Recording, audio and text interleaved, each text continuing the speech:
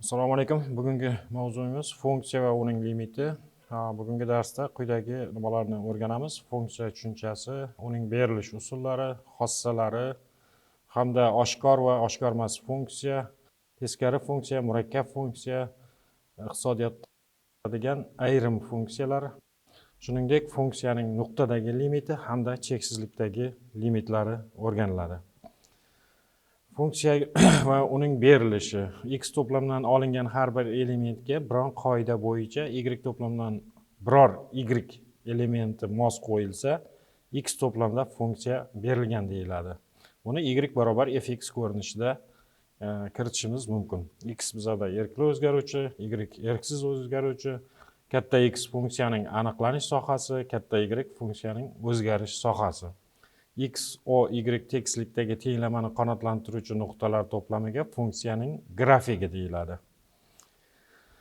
Demak, funksiyaning berilish usullari. Birinchi, demak, funksiyamiz analitik ko'rinishda berilishi mumkin. Analitik ko'rinishda y barobar fx ko'rinishda. Misol sifatida, masalan, mana y barobar x kub. Buning aniqlanish sohasi minus cheksizlikdan plus cheksizlikgacha. Qiymatlar sohasi ham minus cheksizlikdan plus cheksizlikgacha. Xuddi shunaqa misollardan ko'p keltirishimiz mumkin. X barobar, demak, y barobar x kvadrat. Bu parabola, uning ham aniqlanish sohalari minus cheksizlikdan plus cheksizlikgacha o'zgaradi. Yana bu funksiyani y barobar ildiz ostida 1 minus x kvadrat funksiyamiz berilgan. Aniqlanish sohasi, demak, shu berilgan funksiyaning xossalaridan kelib chiqqan holda 1 minus x kvadrat katta yoki teng 0 tengsizligini yechishimiz kerak. Demak, ildiz ostida manfiy son bo'lmasligi kerak. Demak, bu aniqlanish sohasi minus 1 dan plus 1 gacha o'zgaradi. Endi agarda o'zgarish sohasini topish uchun biza mana shu tenglamani x ni topib olib, teskari funksiyani topib, teskari funksiyaning aniqlanish sohasini oladigan bo'lsak, bu 0 dan 1 gacha o'zgaradi. Bu funksiyamiz x kub. Agarda x manfiy bo'lgan holda x kub, x plus 1, demak, musbat yoki teng 0 bo'lgandagi funksiyamiz. Funksiya aniqlanish o'zgarish sohalarini topishimiz mumkin bo'ladi. Mana masalan, birinchi funksiyada x ildiz ostida x minus 2 hamda x minus 4. Bu demak, ildiz ostidagi funksiyaning xossasidan bu katta yoki teng 0 bo'lishi kerak. Tengsizlikda mana bu ko'rinishda x minus 2, x minus 4 katta yoki teng 0 tengsizlikni yechadigan bo'lsak, intervallar metodida 0, 2, 4 nuqtalar. Ulardan birini agar qo'yib ko'radigan bo'lsak, bu funksiyamizning aniqlanish sohasi 0 dan 2 gacha o'zgaradi. Ikkinchi funksiyani ko'radigan bo'lsak, logaritm 3 asosga ko'ra sinus x plus ildiz osti 4 minus x kvadrat. Bu yerda logaritmning xossalaridan ham foydalanamiz hamda ildiz ostining xossalaridan ham foydalanamiz. Logaritm demak, sinus x'imiz 0 dan qat'iy katta bo'lishi kerak. 4 minus x kvadratimiz 0 dan katta yoki teng bo'lishimiz kerak. Ikkalasining yechimlarining kesishmasi 0 dan 2 gacha o'zgaradi, aniqlanish sohasi. Bu funksiyada o'zgarish sohasini topishimiz kerak bo'ladi. O'zgarish sohasi, ya'ni qiymatlar sohasi. Bu yerda x ni topib olamiz. X ni topish uchun umumiy mahraj tayyorlasak, bizda kvadrat tenglama hosil bo'ladi. Y ga bog'liq. Y bog'liq, ya'ni x ni topadigan bo'lsak, bu yerda x ga nisbatan kvadrat tenglama qachon yechimga ega bo'ladi? Bu diskriminanti 0 dan katta yoki teng bo'lsa. Ya'ni 6 minus 4 0 tengsizlik hosil bo'ladi diskriminantdan. Y kichik yoki teng 9. Bu tengsizlikning yechimi minus 3 dan 3 gacha o'zgaradi. Ikkinchi funksiyaning berilishi, funksiya argumentlar qiymati hamda fx funksiyaning tegishli qiymatlari o'z ichiga olgan jadval bilan berilishi mumkin. Bunga misollari juda ham ko'p keltirishimiz mumkin bo'ladi. Masalan, mana logaritmlar jadvali bor. Yana undan tashqari hayotda uchraydigan demak, har kungi demak, ob-havo ma'lumotlarini olishimiz mumkin va hokazo. Endi grafik ko'rinishda berilishi, y barobar fx funksiyani grafik ko'rinishda ham berilishi mumkin. Bu holatlarda x, y qiymatlari ham mavjud bo'lmaydi, hamda funksiyaning analitik ko'rinishi ham mavjud bo'lmaydi. Buni demak logaritmik demak lineykalar yordamida x, y qiymatlarini grafikka qarab turib aniqlab olsak bo'ladi. Funksiyaning xossalari birinchi demak funksiyaning juft hamda toqligini o'rganamiz. Har qanday x uchun demak f minus x barobar fx shart o'rinli bo'lsa, fx funksiya juft deyiladi. Bunga misol juda ham ko'p. Juft funksiyalarga masalan kosinus x funksiyamizni qarashimiz mumkin. Kosinus minus x har doim demak kosinus x ga teng. X kvadrat funksiya demak minus x ning kvadrati ham x kvadratga teng, ya'ni juft funksiya hisoblanadi. Endi y barobar fx toq funksiya agarda f minus x barobar minus fx funksiyamiz berilgan bo'lsa, shart qanoatlantirsa, bu funksiyaga toq funksiya deyiladi. Misol sifatida sinus x funksiyani keltirishimiz mumkin. Sinus minus x'imiz minus sinus x ga teng. Y barobar x funksiya ham toq funksiya hisoblanadi. X kub va hokazo. Misollarni ko'rishimiz mumkin. Mana y barobar x kub toq, chunki minus x ning kubi yana minus x kubga teng. Y barobar x kvadrat funksiya juft funksiya. Bu yerda minus x kvadratning demak x kvadratga teng bo'ladi. Y barobar x kvadrat plus x kub funksiyamiz umumiy ko'rinishda buni demak juft toqlikka tekshiradigan bo'lsak, x o'rniga minus x ni qo'ysak, demak birinchi yig'inda bizda juft bo'lib qoladi, ikkinchisi toq bo'lib qoladi. Ya'ni ikkita qoidaga ham tushmaydi. Bu juft ham emas, toq ham emas. Juft funksiyaning grafiki demak ordinata o'qiga nisbatan simmetrikdir, ya'ni y o'qiga nisbatan. Toq funksiyaning grafik koordinata boshiga nisbatan simmetrik hisoblanadi. Bu asosiy xossalardan bittasi. Mana shuni eslab qolishimiz kerak. Mana yuqorida berilgan grafikimiz juft funksiyaning grafigi. Juft funksiyamiz demak y o'qiga nisbatan simmetrik. Agarda koordinata o'qini biz mana bunaqa yopadigan bo'lsak, funksiya ustma tushadi. Ikkinchi grafikimiz toq funksiyaning grafigi. Toq funksiyaning grafigi bu demak koordinata boshiga nisbatan simmetrik. Bu funksiyani tekshiring. Masalan, mana y barobar x ko'paytirgan 2 darajasi x plus 1 taqsim 2 darajasi x minus 1 funksiyamiz. Juft toqlikka tekshirish uchun x argumentining o'rniga minus x ni qo'yamiz. Mana soddalashtirishdan keyin yana o'sha funksiyaning o'zi hosil bo'ldi. Bu demak funksiyamiz juft funksiya ekan. Endi monoton funksiyalarimiz, agar x oraliqda argumentning katta qiymatida funksiyaning kattaroq qiymati to'g'ri kelsa, y barobar fx funksiyamiz o'suvchi funksiya deyiladi. Ya'ni x1 ya kichik x2 bo'lgan ixtiyoriy ikkita nuqta olsak, ketma-ket joylashgan, funksiyaning qiymatlari ham mos keluvchi funksiyaning qiymatlari fx1 kichik x2 bo'ladigan bo'lsa, funksiya shu berilgan oraliqda o'suvchi deyiladi. Buni misol sifatida mana yozishimiz mumkin. x1 x2 shu x oraliqdan olingan, x2miz katta x1 mana shu shartdan kelib chiqsa, fx2 katta fx1. Bu funksiya o'suvchi funksiya hisoblanadi. Agarda x shu birimiz kichik x2 dan bo'lganda fx2 kichik fx1 shart kelib chiqadigan bo'lsa, bu funksiyamiz kamayuvchi funksiya deyiladi. Bunga misollar keltirishimiz mumkin. Mana quyidagi grafikda berilgan funksiyamiz bizda o'suvchi funksiya.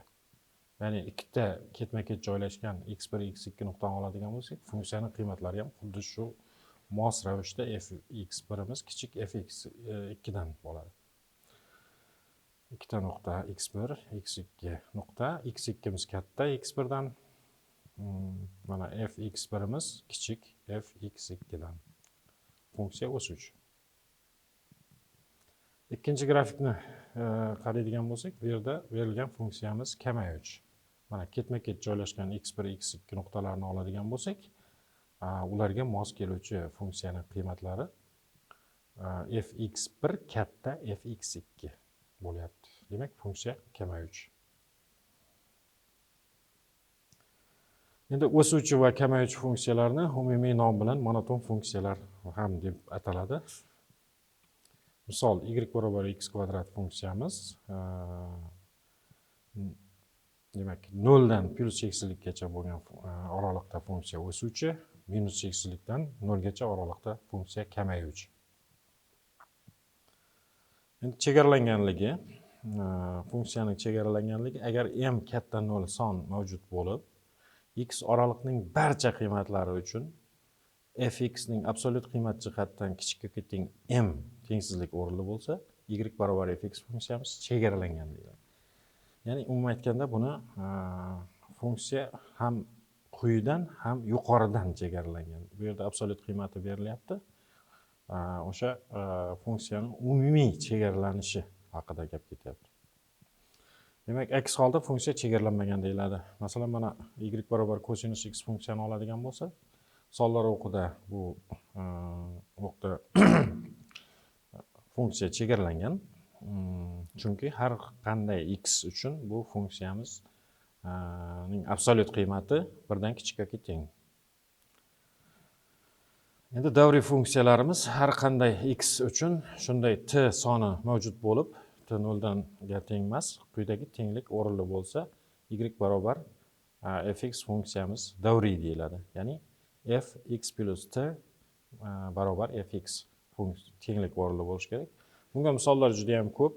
Maktab darsliklarida ham o'rgangansizlar. Masalan, mana trigonometrik funksiyalarimiz bor. Sinus x davri 2pi, kosinus x davri 2pi, tangens x funksiyalarimiz davri pi ga teng, kotangens x funksiyalarimiz ham davrilari pi ga teng. Misol y barobar kosinus x. Demak, davri bizda 2pi ga teng bo'ladi. Ya'ni masalan 0 gradusda kosinus 1 bo'ladigan bo'lsa, 2pi da ham 1, 4pi da ham 1, 6pi da ham, 8pi da ham va hokazo shu qiymatlarni qabul qiladi. Mana ko'rishimiz mumkin grafikdan. Demak, 0 gradusda 1, 2pi da ham 1, minus 2pi da ham 1. Demak, davri 2pi. Teskari funksiya bu x argumentning funksiyasi berilgan bo'lsin, ya'ni x barobar f minus 1 y. X lomda aniqlangan y f funksiya, y o'zgarish sohasi, har bir y qiymatni belgilab olamiz y to'plamdan. Unga yagona qiymat x mavjud bo'lsa, mos kelsin, y shunda fx barobar y. Ya'ni buni f minus 1 deb kiritsak ham bo'ladi. Bu demak funksiyaga y to'plamdagi aniqlangan o'zgarish sohasi x bilan aniqlangan funksiyaga funksiyaning y barobar fx funksiyaning teskari funksiyasi deyiladi. Unga ko'ra funksiya y va argument x bilan belgilanadi. Shuning uchun teskari funksiya quyidagicha yoziladi. Ya'ni y barobar fx yoki f ning minus 1-darajasi x. Bunga misollar juda ham ko'p keltirishimiz mumkin. Masalan, y barobar 2x plus 1. Bundan demak, x ni topadigan bo'lsak, y minus 1 taqsim 2. X ni topsak, o'sha ko'rinishda masalan, y barobar sinus x da x barobar arc sinus y. Bu demak sinus funksiyaning teskarisi, tangens funksiyaning teskarisi, bizda arc tangens, kosinusniki arc kosinus va hokazo shular ko'rinishda topiladi. Misol y barobar ax. Bundan x ni topishimiz uchun demak ikkita tomonni a asosga ko'ra logaritmlaymiz. U holda demak logaritm asosga ko'ra x barobar logaritm asosga ko'ra ax bo'ladi. Logaritm asosga ko'ra x oldinga tushadi. Hamda demak logaritm asosga ko'ra a ning o'zi 1 ga teng bo'ladi. Ya'ni x barobar logaritm a asosga ko'ra y bo'ladi. Demak x ni yana y ga, y ni x ga almashtiradigan bo'lsak, quyidagi teskari funksiya hosil bo'ladi. Y barobar logaritm a asosga ko'ra x. O'zaro teskari funksiyalarning grafiklari bisektrisaga nisbatan simmetrik joylashgan bo'ladi.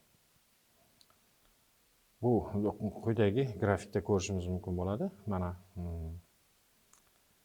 bu funksiyaning grafiki y barobar ax. Demak, bu y barobar logaritm a asosga ko'ra x funksiyamiz. Demak, bisektrisaga nisbatan simmetrik. Endi murakkab funksiya, demak, u argumentning funksiyasi berilgan bo'lsin, ya'ni y barobar fu. Bu yerda y o'zgarish sohasi, u to'plam, demak, aniqlanish sohasi. O'z navbatida u'miz x o'zgaruvchining funksiyasi bo'lsin, ya'ni u barobar phi x, u o'zgarish sohasi, x to'plam esa aniqlanish sohasi. U holda y barobar f phi x funksiya x to'plamda aniqlangan, y o'zgarishi bilan aniqlangan murakkab funksiya deyiladi. Endi ba'zi funksiyalarni misol tariqasida keltirishimiz mumkin. Masalan, y barobar kosinus x kvadrat, y darajasi kosinus x, sinus argumentda yana sinus. Demak, bu argumentning funksiyalari mavjud. Bu murakkab funksiyalarga misol bo'la oladi. Endi ba'zi iqtisodiyotda ishlatiladigan funksiyalarimiz bor.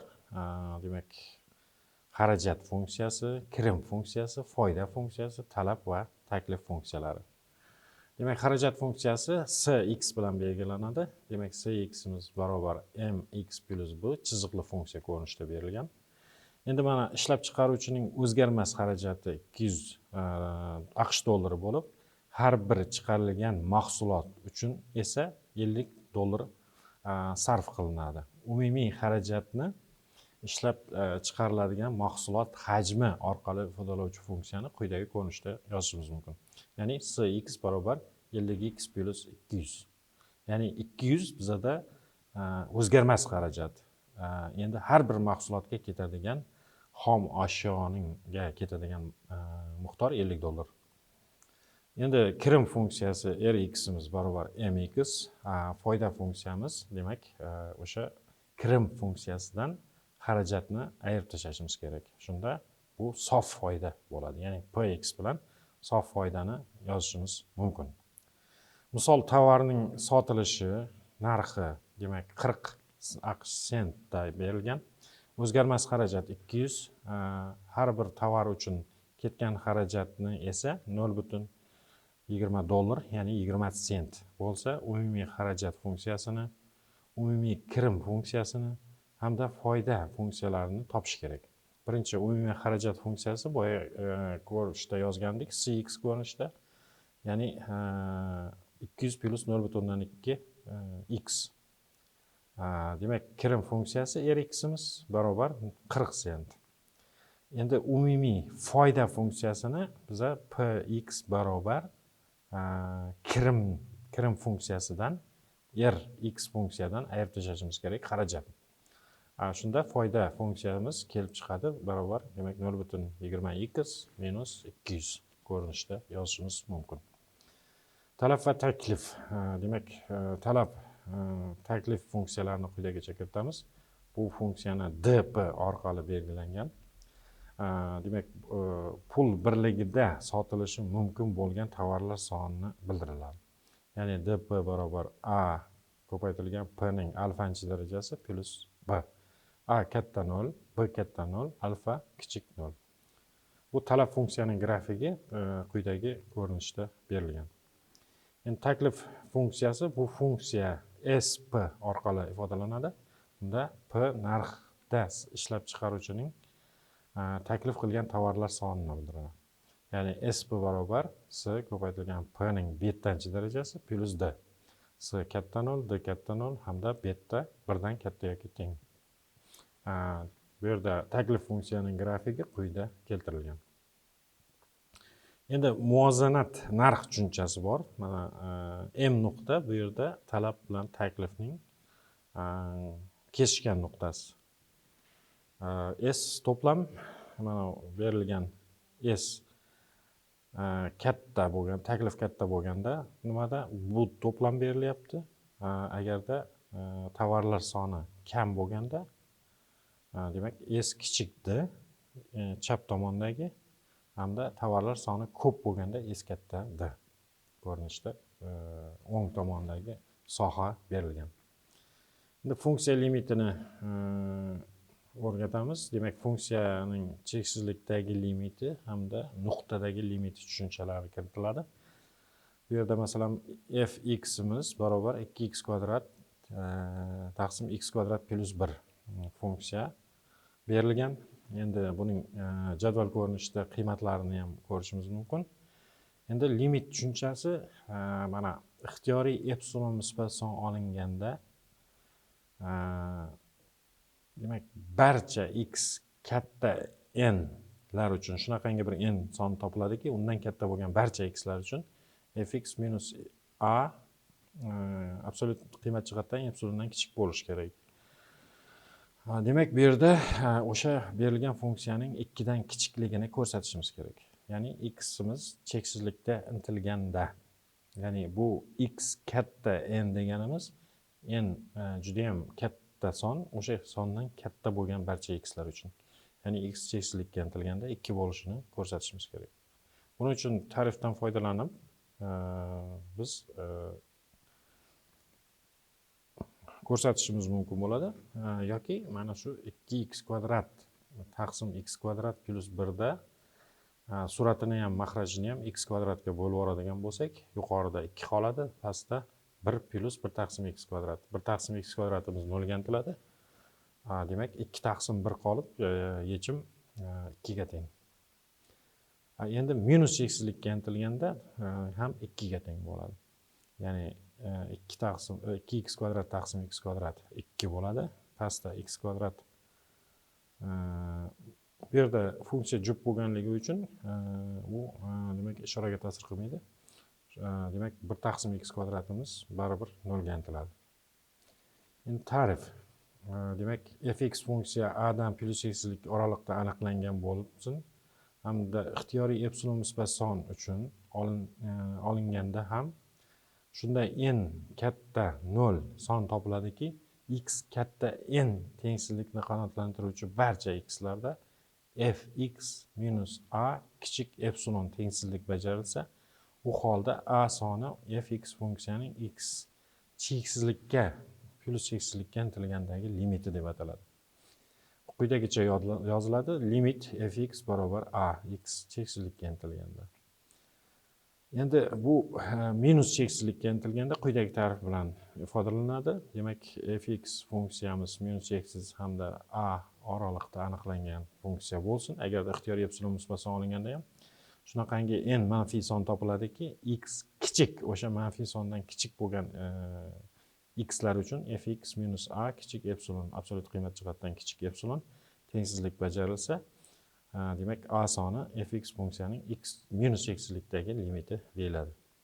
Misol ko'rishimiz mumkin. Mana funksiyaning plus cheksizlikka intilgandagi limiti 3 ekanligini ko'rsatishimiz kerak. Mana shu ta'rif bo'yicha. Ya'ni fx minus 3 absolyut qiymat jihatdan epsilondan kichikligini ko'rsatishimiz kerak bo'ladi. Bu yerda n ning qiymatini topishimiz kerak. Demak 3x plus 2 taqsim x bu funksiyamiz minus x. O'shani demak umumiy mahrajda tayyorlab soddalashtiradigan bo'lsak, 2 taqsim x epsilondan kichik bo'lib qoladi. Bundan ximiz katta 2 taqsim epsilondan. Epsilon musbat bo'lganligi uchun demak n'imiz barobar 2 taqsim epsilon bo'ladi. Demak barcha x katta n'lar uchun fx minus 3 epsilondan kichik bo'ladi. Ya'ni funksiyaning limiti 3 ga teng. Bu funksiyani ham ko'rishimiz mumkin. Funksiya cheksiz taqsim cheksiz ko'rinishdagi aniqmaslik. Bizda eng katta darajalariga bo'lib olishimiz kerak. Surat mahrajini ham, yuqorisini ham x kvadratga, pastini ham x kvadratga bo'ladigan bo'lsak, demak 3 plus 1 taqsim x plus 1 taqsim x kvadrat qoladi suratida. Mahrajda 1 minus 4 taqsim x kvadrat qoladi. Ya'ni 1 taqsim x, 1 taqsim x kvadrat hamda 4 taqsim x kvadratlar x cheksizlikka intilganda 0 ga intiladi. 3 taqsim 1 barobar 3 javob. Xuddi shunaqa boshqa misollarni ham ko'rishimiz mumkin. Mana bu funksiyamiz ham demak limiti cheksiz bo'ladi. Ya'ni 3 taqsim 0 cheksiz deb qabul qilingan. O'zi 0 ga bo'lish mumkin emas. Aniqmaslik bu yerda cheksiz taqsim cheksiz ko'rinishda edi. Quyidagi misolimiz ham mana 0 ga teng. Endi funksiyaning nuqtadagi limiti quyidagi ko'rinishda beriladi. Ya'ni fx barobar x kvadrat minus 9 taqsim x minus 3 limiti demak o'sha nuqtadagi funksiyaning qiymatini hisoblab, o'sha nuqtadagi limit fx barobar demak 3 nuqtadagi qiymatini ko'rishimiz mumkin. 3 da demak 3 ga o'ng tomondan yaqinlashganda ham 6, chap tomondan yaqinlashganda ham funksiyaning limiti 6 ga teng. Demak, ta'rifni beramiz. Agarda ixtiyoriy epsilon musbat son olinganda ham shunday delta son topiladiki, x o'zgaruvchining x minus c kichik delta tengsizlikni qanoatlantiruvchi barcha qiymatlarida fx minus a absolyut qiymat jihatdan epsilondan kichik bo'ladigan bo'lsa, a soni fx funksiyaning shu a nuqtadagi limiti deyiladi. Kichik a nuqtadagi kichik c nuqtadagi limiti deyiladi. Limit fx x ga intilganda barobar a kabi belgilanadi. Misol ko'rinishda berishimiz mumkin. Bu yerda hech qanaqa aniqmaslik yo'q. Shuning uchun 3 ning o'rniga x ning o'rniga 3 ni qo'yishimiz mumkin. Bu 8 bo'ladi. Yoki ta'rif bo'yicha ham isbotlashimiz mumkin bo'ladi. Mana 3x minus 1 taq minus 8 kichik epsilon ham berilgan 0 demak 10 mingdan 15. Nimaning absolyut qiymatining ichini soddalashtiradigan bo'lsak, mana bu 3x minus 1 minus 8 demak 3x minus 9 bo'ladi. Undan 3 ni chiqazib olsak bo'ladi. Keyin o'ng hamda chap tomonlarni 3 ga bo'lib yuboradigan bo'lsak, x minus 3 kichik 0 10 mingdan 5 bo'lib qoladi. Bundan deltamiz demak 10 mingdan 5 ekanligini aniqlashimiz mumkin. Bu funksiyada ham mana x4 ga intilgandagi limiti, bu yerda hech qanaqa aniqmaslik bo'lmaganligi uchun birinchida to'g'ridan to'g'ri x ning o'rniga 4 ni qo'yib yuborsak bo'ladi. 0. Ikkinchida bizda aniqmaslik bor. 4 ga intilganda mahraji 0 ga intilib qoladi, yuqorisi ham 0. 0 taqsim 0 ko'rinishda aniqmaslik. Shuning uchun birinchi funksiyani soddalashtirib olamiz. Mana x kvadrat minus 16 ni qisqa ko'paytirish formulalari bo'yicha x minus 4, x plus 4 ko'rinishda yozib olamiz hamda mahraj bilan qisqartirib yuboramiz. Keyin aniqmaslik yo'qolgandan keyin x o'rniga 4 qo'yib natijani olamiz. Bular uyga vazifa. Demak, e'tiborlaringiz uchun rahmat.